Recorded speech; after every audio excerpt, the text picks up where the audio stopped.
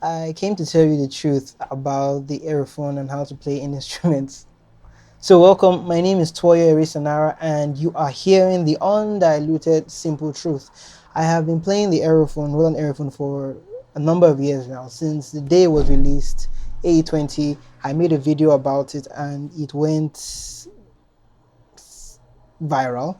And that was a video that made me rethink my strategy because I thought about, okay, I won't get this instrument because it looks not perfect.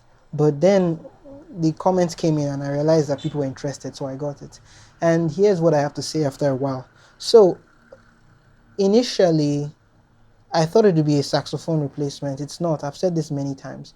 But the truth I've found is that not all the sounds are good on the aerophone, right? And not even close. Not all the sounds are there, but there is something about I said I won't be doing this, but somehow I think I like holding the mic.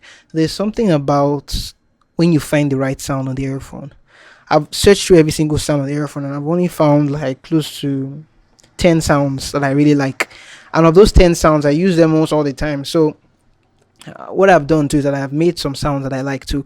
I took some of the original sounds and I made them better. I picked the things that were I didn't like about those sounds. I changed it and I kind of improved it a bit. So I have some custom sounds and I'll be sharing that with you. But what I find is that the aerophone, once you can lock in those two three sounds, you can do amazing things. Like I can express myself. I see myself playing more like a guitar player because without the expression, da, da, I can use my different aspects which I will teach you over time if you're interested in learning how to bend the sound up, how to craft a sound that is it fills the pockets of space. So I don't try and use the aerophone as like a keyboard because I could like it had an organ sound. I don't try and use it like a saxophone.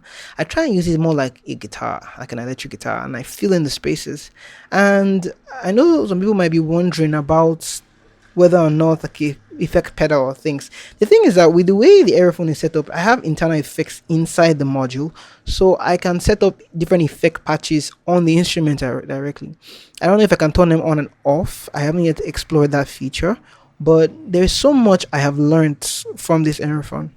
And what I'm telling you is this: if you're struggling with your aerophone and you're thinking, okay, how do I get this sound to be better? How do I get it to sound not like a toy? Because many times it does sound like a toy, and you're wondering, okay, where will I ever use these sounds? Like there's no real world scenarios for you to use these sounds. It depends on where you're playing, what you're playing, and you must realize that those two, three sounds are the reason you have the instrument. So I hope to over time make a lot of videos that teach you and show you how to better use the instrument. I hope to make a lot of engaging videos that will bring the aerophone to the forefront because there isn't that much material now about how to take the aerophone to a next professional level. I've played at a live recording with the aerophone and I'll make a video about the step by step of what I did when I got to the gig and everything. I'll make that video soon. Songs already released. Three of the four songs already released. I'll make that video soon, and you have an idea of what that is like.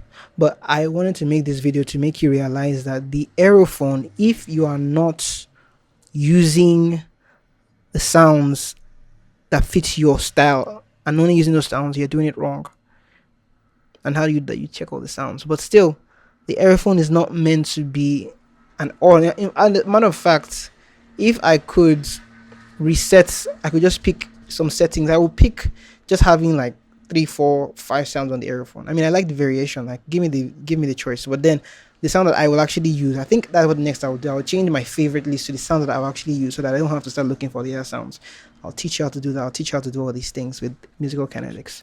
So thank you very much for your comments. Thank you for all you have done so far, for following this channel. And yeah, I am going to be sharing a lot of insights with the aerophone. Please put it in the comments below.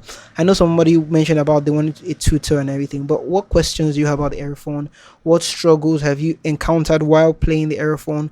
What loopholes have you found, and where how do you want to break free of any limitations? Remember, the aerophone is not a saxophone. It is not anything.